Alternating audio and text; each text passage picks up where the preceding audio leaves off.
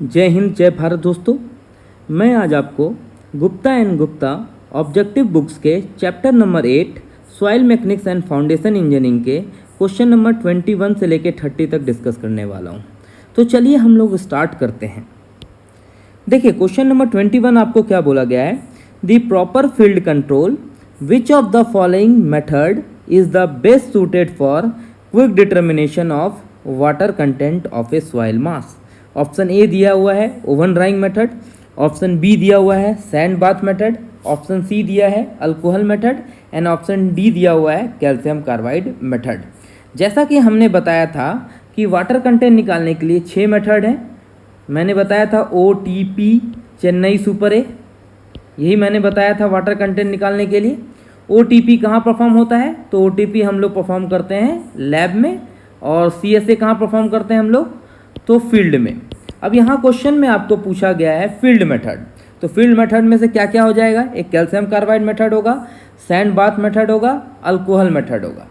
तो जैसा कि हम जानते हैं कि सबसे फास्टेस्ट मेथड होता है हमारा कैल्शियम कार्बाइड मेथड। जो कैल्शियम कार्बाइड मेथड जो हम लोग फील्ड में टेस्ट करते हैं वो सबसे फास्टेस्ट मेथड होता है वाटर कंटेंट निकालने के लिए। उसको सिर्फ 5 से 7 मिनट लगते हैं वाटर कंटेंट निकालने के लिए। तो उसका आंसर क्या हो जाएगा, calcium carbide is the fastest method to determine water content. तो चलिए हम लोग ऑप्शन चेक करते हैं। ओवन ड्राइंग मेथड ये बिल्कुल गलत है, फिर सैंड बाथ मेथड ये भी बिल्कुल गलत है, अल्कोहल मेथड ये भी बिल्कुल गलत है, ऑप्शन डी दिया हुआ है कैल्शियम कार्बाइड मेथड। तो option D is the correct answer. अब हम जानते हैं कि कैल्शियम कार्बाइड मेथड कैसे परफॉर्म करते हैं। तो कैल्शियम कार्बाइड मेथड को हम लोग बोलते हैं रैपिड मॉइस्चर मेथड।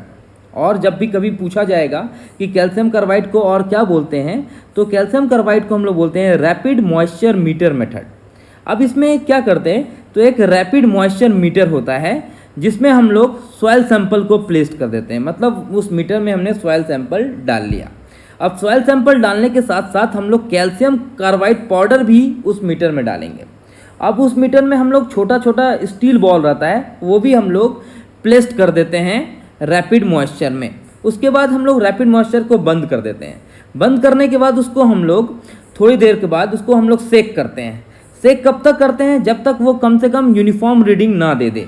मतलब स्टार्टिंग में तो क्या होगा कि कैल्शियम कार्बाइड पाउडर है, वाटर के साथ रिएक्ट होगा तो हमारा रीडिंग क्या होगा, बढ़ेगा। बट आफ्टर सम टाइम्स हमारा रीडिंग फ्लक्चुएट होना बंद हो जाएगा, मतलब कांस्टेंट रीडिंग हो जाएगा। जब हमारी रीडिंग कांस्टेंट हो जाएगी तब हम लोग जो रीडिंग नोट करेंगे that is known as called calcium carbide method. तो इस तरह से हम इसको परफॉर्म भी करते हैं।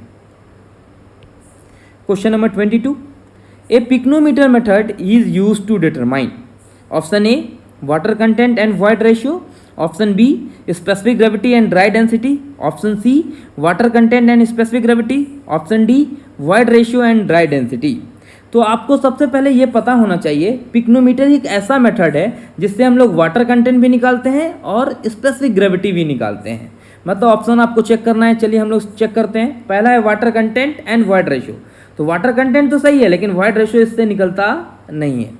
दूसरा ऑप्शन दिया हुआ है specific gravity and dry density, specific gravity सही है लेकिन ड्राई डेंसिटी इससे नहीं निकलता है।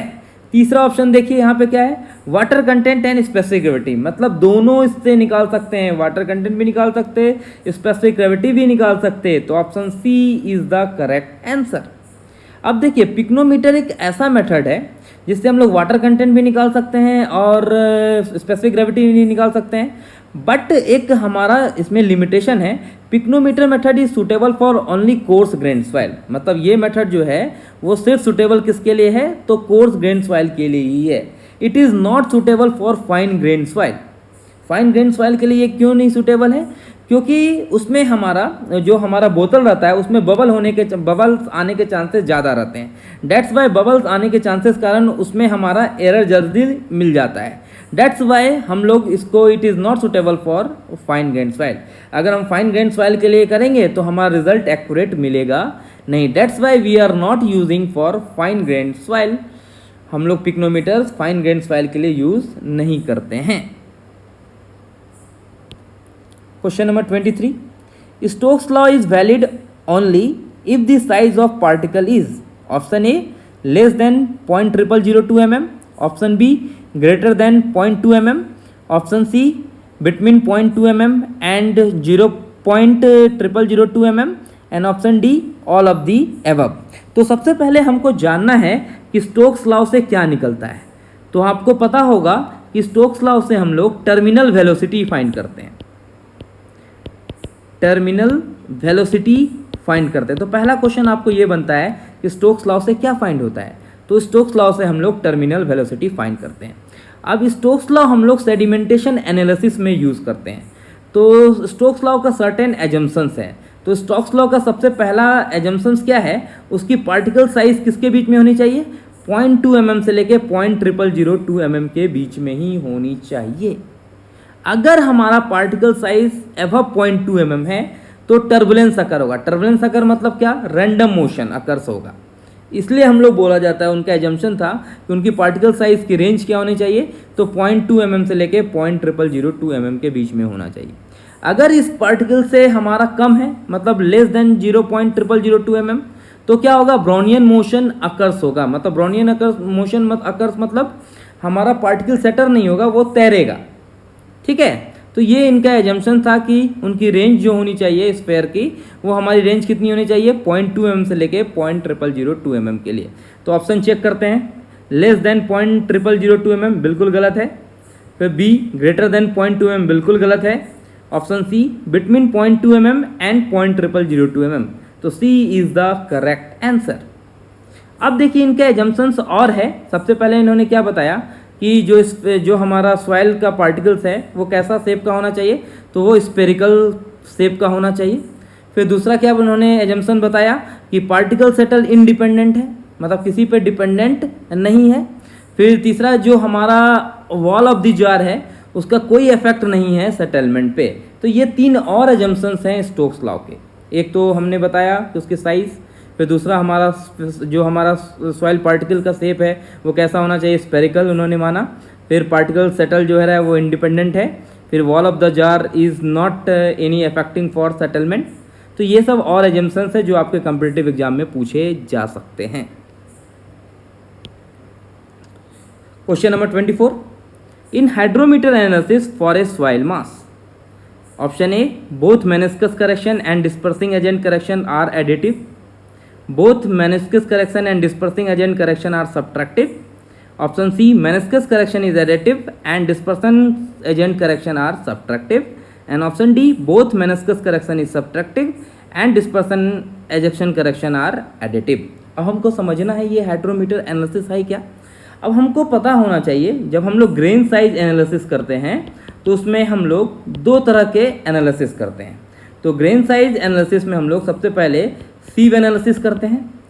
सीव एनालिसिस उस एनालिसिस में हम लोग करते हैं जिसकी particle size greater than 75 micron से ज़्यादा है, मतलब कोर्स ग्रेन सॉइल के लिए हम लोग सीव एनालिसिस करते हैं। फिर दूसरा होता है एक सेडिमेंटेशन एनालिसिस। सेडिमेंटेशन एनालिसिस हम लोग करते हैं फाइन ग्रेन सॉइल के लिए। मतलब क्या, हमारी पार्टिकल साइज क्या होगी, लेस देन 75 माइक्रोन, मतलब 75 माइक्रोन से कम रहेगा। अब हम लोग सेडिमेंटेशन एनालिसिस में ही दो तरह का एनालिसिस होता है। एक एनालिसिस होता है पीपेड मेथड और दूसरा मेथड होता है हाइड्रोमीटर मेथड।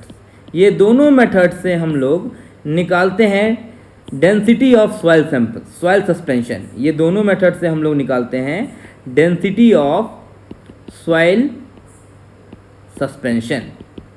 ठीक है, ये दोनों मेथड का हमारा जो भी मेथड ऑफ प्रोसीजर है सेम रहता है, सिर्फ हमारा क्या होता है, ऑब्जर्वेशन लेने का तरीका अलग रहता है। सिर्फ यही एक हमारा डिफरेंस है और सभी चीज़ सेम है।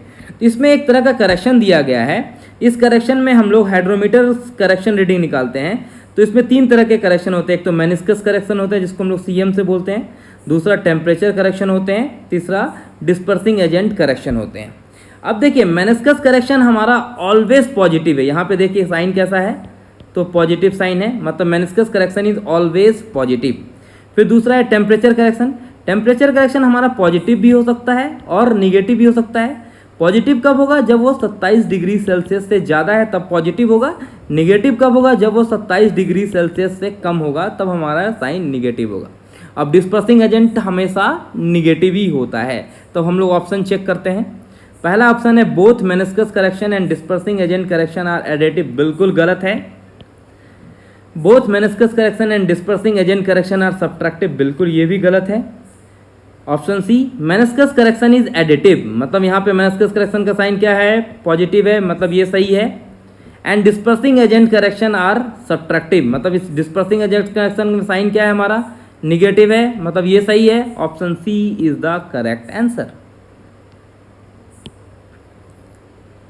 Question number 25, the hydrometer method of sedimentation analysis differs from the pipette analysis mainly in. अभी मैंने आपको 24 नंबर क्वेश्चन में बताया था कि हाइड्रोमीटर मेथड्स एंड पीपेड मेथड्स से दोनों से हम लोग क्या निकालते हैं, तो डेंसिटी ऑफ सॉइल सस्पेंशन निकालते हैं। दोनों में हमारा रीडिंग का तरीका भी सेम रहता है, सिर्फ ऑब्जर्वेशन लेने का तरीका अलग होता है, यही हमारा सिर्फ डिफरेंस है, और सभी हमारा सेम है। Nowadays pipette methods is not use, मतलब वो ऑब्सलेट हो गया, अब हम लोग पीपेड मेथड यूज़ करते नहीं हैं। तो आपको यहाँ पे पूछा गया है क्या डिफरेंस है हमारा हाइड्रोमीटर मेथड का पीपेड मेथड से। तो पहले principle of the test, principle of the test दोनों में हमारा सेम है, मतलब ये है कोई इसका डिफरेंट नहीं है। Option B methods of taking observation, ये बिल्कुल सही है कि ऑब्जर्वेशन दोनों में हम लोग अलग अलग लेते हैं, तो option B is the right answer. ठीक है। 26, which of the following is a measure of particle size range.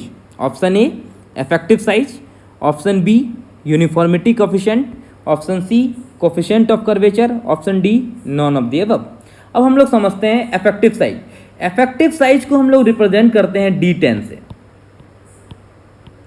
D10 से करते हैं। अब व्हाट इज डी, डी क्या होता है हमारा, साइज ऑफ सीप, टी इज साइज ऑफ सीप। अब यहाँ पे 10 क्या है, मतलब ऐसा सीव जिसमें 10% ऑफ द पार्टिकल्स पास हो जाए, उसे हम लोग बोलेंगे 10। ठीक है, मतलब आपको कोई बोलेगा D10, D10 मतलब क्या, 10% of particles are finer than this size, finer than this size, उसे हम लोग बोलेंगे D10। ठीक है। अब दूसरा है यूनिफॉर्मिटी कोफिशिएंट। तो देखिए यूनिफॉर्मिटी कोफिशिएंट को हम लोग रिप्रेजेंट करते हैं CU से। अब CU क्या रिप्रेजेंट करता है, कोई भी पार्टिकल साइज हमको रेंज हमको बताना है तो वो हम लोग किससे बताते हैं, यूनिफॉर्मिटी कोफिशिएंट से निकालते हैं। तो यहाँ पे आपको पूछा गया है पार्टिकल साइज के बारे में, तो पार्टिकल साइज रेंज किससे निकलता है, तो आपको पता होना चाहिए यूनिफॉर्मिटी कोफिशिएंट से ही निकलता है, मतलब B is the right answer. अब आपको नेक्स्ट कभी कभी क्वेश्चन पूछा जाता है कोफिशिएंट ऑफ कर्वेचर से क्या निकलता है, तो कोफिशिएंट ऑफ कर्वेचर से हमारा शेप ऑफ पार्टिकल निकलता है, याद रखिएगा। वहाँ से क्या निकलता है हमारा पार्टिकल साइज रेंज निकलता है, यहाँ पे क्या निकलता है, शेप ऑफ पार्टिकल साइज निकलता है। और इफेक्टिव साइज से हमारा क्या रिप्रेजेंट होता है, मैकेनिकल बिहेवियर ऑफ सॉइल, मतलब मैंने बताया यहाँ पे कि D10 ये उसको रिप्रेजेंट करते हैं हम लोग। तो D मतलब क्या हो गया, साइज ऑफ सीप, एंड 10 मतलब क्या हो गया, 10% of the particles are finer than this size, मतलब वो सीप जिसमें से 10% ऑफ द पार्टिकल पास हो जाए, उसे हम लोग बोलेंगे D10। ठीक है। अब question number 27, which of the following statement is correct. Option A uniformity coefficient represent the shape of the particle size distribution curve, option B for a well graded soil both uniformity coefficient and coefficient of curvature are nearly unity, option C a soil is said to be well graded if has most of the particles about same size, and option D none of the above. तो चलिए हम लोग one by one option discuss करते हैं। पहला दिया है आपको uniform coefficient represent the shape of the particle, ये बिल्कुल गलत है। हमने देखा था कि यूनिफॉर्मिटी कोफिशिएंट से हम लोग निकालते हैं पार्टिकल साइज निकालते हैं, नॉट शेप, याद रखिएगा। फिर option B for well graded soil both uniformity coefficient and coefficient of curvature are nearly unity. तो सबसे पहले हमको समझना है कि ये वेल ग्रेडेड सॉइल क्या होता है। वेल ग्रेडेड सॉइल ऐसा सॉइल होता है जहाँ पे different sizes of particles present रहें, मतलब आपके पास जो हमारा सॉइल की साइजेज रहें अलग अलग साइज के रहें, मतलब variety of sizes of particle are present. जैसे आपके पास हम बोलेंगे कि 2 mm साइज का पार्टिकल है, 4 mm का पार्टिकल साइज है, 6 mm का पार्टिकल साइज है, 8 mm का पार्टिकल साइज है, तो वो कैसा सॉइल हो गया, वेल ग्रेडेड सॉइल हो गया। अब well graded soil according to uniformity coefficient कितनी होनी चाहिए, कोफिशिएंट ऑफ कर्वेचर कितनी होनी चाहिए। तो चलिए हम लोग देखते हैं यहाँ पे यूनिफॉर्मिटी कोफिशिएंट, मतलब इसको मैथमेटिकल रिलेशन में बोलना है तो हम बोलेंगे D60/D10। सेम मीनिंग, D60 मतलब क्या, 60% of particles are finer than this size. D10 मतलब क्या, 10% of the particles are finer than this size. इसके आधार पर हमको बोला जा रहा है। तो well graded sand and gravel के लिए Cu की वैल्यू कितनी होनी चाहिए। वेल ग्रेडेड सैंड के लिए Cu की वैल्यू ऑलवेज ग्रेटर देन 6 होनी चाहिए, और ग्रेवल के लिए हमेशा Cu की वैल्यू कितनी होनी चाहिए, ग्रेटर देन 4 होनी चाहिए। और हमारा यूनिफॉर्मली ग्रेडेड मतलब क्या, पुअरली ग्रेडेड की बात कर रहा है। पुअरली ग्रेडेड किसको बोलते हैं, अगर आपके पास same size of particles present रहे, मतलब आपके पास 2 mm का ही, 2 mm का ही, 2 mm का ही, 2 mm का, आपके पास सिर्फ 2 mm का ही पार्टिकल साइज है, तो उसको हम लोग बोलते हैं यूनिफॉर्मली ग्रेडेड। यूनिफॉर्मली ग्रेडेड का रीजन दिया गया है कि Cu की वैल्यू कितनी होनी चाहिए, 1 के बराबर होनी चाहिए, तभी हम बोलेंगे यूनिफॉर्मली ग्रेडेड है। इसी तरह हमारा अकॉर्डिंग टू सीसी के आधार पे, तो सीसी के आधार पे well graded sand and gravel कब बोलेंगे, जब सीसी की वैल्यू 1 से 3 के बीच में बिलोंग करेगा, तब हम लोग बोलेंगे वेल ग्रेडेड सैंड है और ग्रेवल है। और poorly graded sand and gravel कब बोलेंगे, जब सीसी की वैल्यू लेस देन 1 है। तो यहाँ पे हमको ऑप्शन चेक करना है, बी क्या है, for well graded soil both uniformly coefficient and coefficient of curvature are nearly unity. ये बिल्कुल गलत है। सैंड एंड ग्रेवल के लिए always greater than 6 and greater than 4 था, तो ये भी गलत हो गया। फिर option C, a soil is said to be well graded if it has most of the particle about same size. मैंने बताया था कि वेल ग्रेडेड में हमारा क्या होना चाहिए, different sizes of particle present होनी चाहिए। यहाँ पे क्या बोल रहा है ये, most of the particle of same size, मतलब ये कैसा ग्रेडेड हो गया, पुअरली ग्रेडेड हो गया। तो सी भी हमारा गलत है। तो option D, none of the above is the correct answer. Question number 28, uniformity coefficient of soil is, option A always less than 1, option B always equal to 1, option C equal to और less than 1, and option D equal to और greater than 1। अब हम यहाँ पे बात किए थे 27 number question में, Cu क्या होता है हमारा, D60/D10। मैंने बताया था कि Cu की ग्रेटर देन 4 रहा तो हम लोग क्या बोलते हैं, वेल ग्रेडेड ग्रेवल बोलते हैं, वेल ग्रेडेड ग्रेवल बोलते हैं। अगर Cu की वैल्यू ग्रेटर देन 6 है तो हम लोग बोलेंगे वेल ग्रेडेड सैंड बोलेंगे। अगर Cu की वैल्यू हमारी 1 है तो हम लोग क्या बोलेंगे, यूनिफॉर्मली ग्रेडेड है। मतलब क्या है, हमारी वैल्यू कितनी होगी, 1 या 1 से ज़्यादा ही होगा। तो चलिए हम लोग ऑप्शन चेक करते हैं। Option A always less than 1, बिल्कुल गलत। Option B always equal to 1, बिल्कुल गलत। ऑप्शन सी इक्वल टू और लेस देन 1, बिल्कुल गलत। ऑप्शन डी इक्वल और ग्रेटर देन 1, मतलब यहाँ पे मैंने क्या बताया, 1 या 1 से ज़्यादा होगा। तो option D is the correct answer. Question number 29, according to Atterberg soil is said to be medium plasticity if the plasticity index is. तो यहाँ पे प्लास्टिसिटी इंडेक्स के आधार पे आपको बताया है कि सॉइल क्लासिफिकेशन कैसा होना चाहिए। तो सबसे पहले हम लोग प्लास्टिसिटी इंडेक्स का मैथमेटिकल रिलेशन लिख लेते हैं। It is a difference between liquid limit minus plastic limit. अगर आपको प्रैक्टिकल वे में कोई पूछता है कि प्लास्टिसिटी इंडेक्स से हम लोग क्या निकालते हैं, तो हमको इसमें से क्या निकालते हैं, कितने amount of the clay present है in the soil is known as plasticity index. मतलब सॉइल में कितने अमाउंट ऑफ क्ले है वो किससे डिनोट होगा, हमारा प्लास्टिसिटी इंडेक्स से डिनोट करेंगे। अब अकॉर्डिंग टू हमारे चार्ट बताया गया है कि प्लास्टिसिटी इंडेक्स सॉल्व करने के बाद हमारी वैल्यू आती है 0। अगर 0 आता है तो डिग्री ऑफ प्लास्टिसिटी कैसी होनी चाहिए, नॉन प्लास्टिक। नॉन प्लास्टिक किसको बोलेंगे, जो बड़े टाइप के सॉइल होंगे। बड़े टाइप के सॉइल कौन कौन से हो सकते हैं, एक तो ग्रेवल हो सकते हैं, सैंड हो सकते हैं। तो हम लोग सैंड को बोलते हैं नॉन प्लास्टिक सॉइल। फिर दूसरा क्या गया है, अगर लेस देन 7 आता है तो हम लोग क्या बोलेंगे उसको, लो प्लास्टिक। अगर लेस देन 7 है तो मतलब हमारा क्या हो जाएगा, सिल्ट हो जाएगा। फिर हमारा मीडियम प्लास्टिक मतलब क्या, 7 से 17 होना चाहिए। तो कैसा होना चाहिए, सिल्ट भी हो सकता है, क्ले भी हो सकता है। तो ऑप्शन यहाँ पे दिया हुआ है ग्रेटर देन 17 मतलब हाईली प्लास्टिक, मतलब क्या हो जाएगा हमारा क्ले। मतलब पानी का कंटेंट इन चारों सॉइल में सबसे ज़्यादा किस में है, तो क्ले में है। तो सबसे कम किस में है, तो सैंड में है। तो यहाँ पे आपको रेंज किसका बताया गया है, मीडियम का बात कर रहा है यहाँ पे। तो मीडियम कहाँ पे है, यहाँ पे मीडियम। तो मीडियम हमारा 7 से 17 के बीच में है। तो चलिए ऑप्शन देखते हैं, प्लास्टिसिटी इंडेक्स कितनी होनी चाहिए। ऑप्शन ए 0 से 7, बिल्कुल गलत। ऑप्शन बी 7 से 17, बिल्कुल सही। क्योंकि मीडियम की बात कर रहा है। याद रहेगा कि नहीं याद रहेगा? तो option B is the right answer. Question number 30, if the natural water content of a soil mass lies between its liquid limit and plastic limit, the soil is said to be option A liquid state, option B plastic state, option C semi solid state and option D solid state। तो चलिए मैं इसका आपको एक concept बताता हूँ। ये कहाँ से आया? तो ये कंसिस्टेंसी लिमिट से आया। ठीक है, कंसिस्टेंसी और एटरबर्ग लिमिट आप लोगों ने नाम सुना होगा। तो एटरबर्ग नाम का एक साइंटिस्ट था, वो क्या बोलता है कि मिट्टी में पानी मिलाइए। जैसे हम मिट्टी में पानी मिलाएंगे वैसे सॉइल की स्टेट चेंज हो जाएगी। अब देखिए यहाँ पे मैंने कोई पानी नहीं मिलाया है तो कौन सा स्टेट हो गया? सॉलिड स्टेट हो गया। अब यहाँ पे दूसरा हमारा क्या बोल रहा है? थोड़ा पानी मिलाए तो कौन सा स्टेट हो गया? सेमी सॉलिड स्टेट हो गया।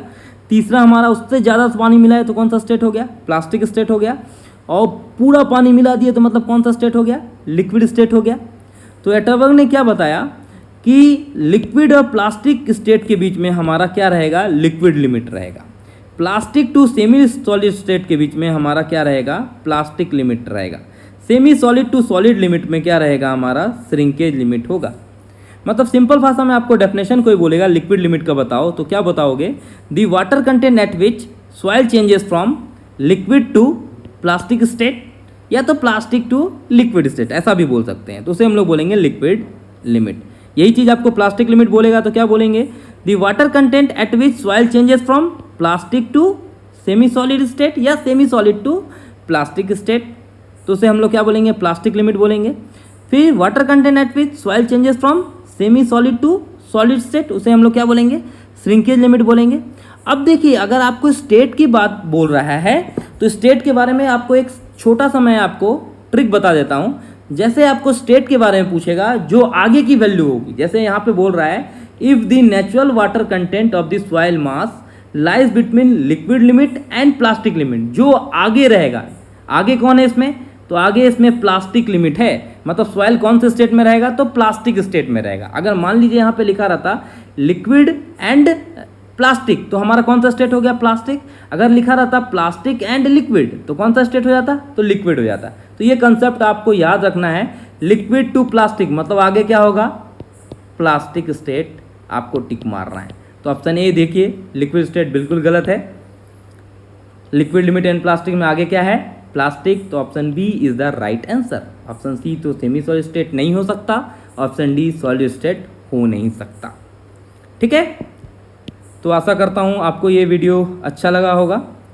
तो आप इस चैनल को सब्सक्राइब कीजिए और लेटेस्ट इन्फॉर्मेशन देखिए। इसमें मैं गुप्ता एंड गुप्ता के पूरा सॉल्यूशन डिटेल वाइज बता रहा हूँ, जिससे आपको आसानी से समझ में आ जाएगा। अगर आपको इसका लेक्चर चाहिए तो आप कमेंट कीजिए, तो मैं आपको इसका लेक्चर भी प्रोवाइड कर दूँगा। Okay, thank you.